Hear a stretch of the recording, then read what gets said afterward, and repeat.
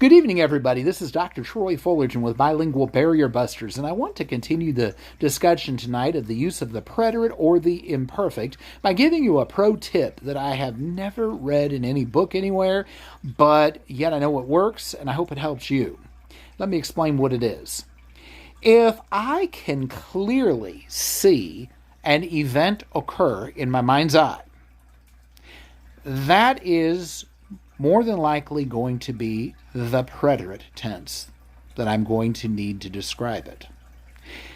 If it's blurry in my mind's eye and I can't see it clearly in my mind's eye, that is normally going to be the imperfect tense. Now, right now, you might be wrinkling your nose and thinking, Dr. Troy, what are you talking about? Well, let me explain.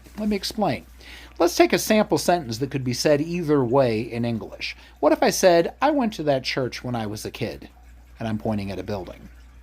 Well, from my English description, from my English sentence there, you don't know if that was the family's church and whenever I would go to church, that's where I would go. Or if I meant one time they came on a Sunday school bus and invited me and I went to that church.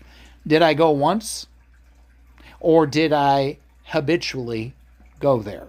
Is that where I would go or where I used to attend services? We don't know, just from the English sentence.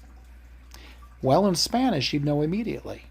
Because if I put it in the preterite tense, yo fui a esa iglesia cuando era niño. I went to that church when I was a kid. The part where when I was a kid is in the imperfect tense. I mean that I'm looking at an event that occurred. I could tell you what color my suit was. I could tell you what, if I had good enough of a memory, what songs they sang, what the sermon was about. I could tell you details that I could see clearly in my mind's eye because I'm talking about an event that occurred. But if I'm talking about a habitual action, like that's the church I would go to when I was a kid, and that's what I meant by it, well, I can't see that clearly because it's a mishmash of different events that occurred because they were habitual. This is, maybe one Sunday I wore one color suit, another Sunday I wore a different one. Maybe one time they had Sunday school treats, another time they didn't. Maybe one time they preached about one thing, another time they preached something else. The songs changed. I can't tell you the details. It's all kind of a blur in my mind.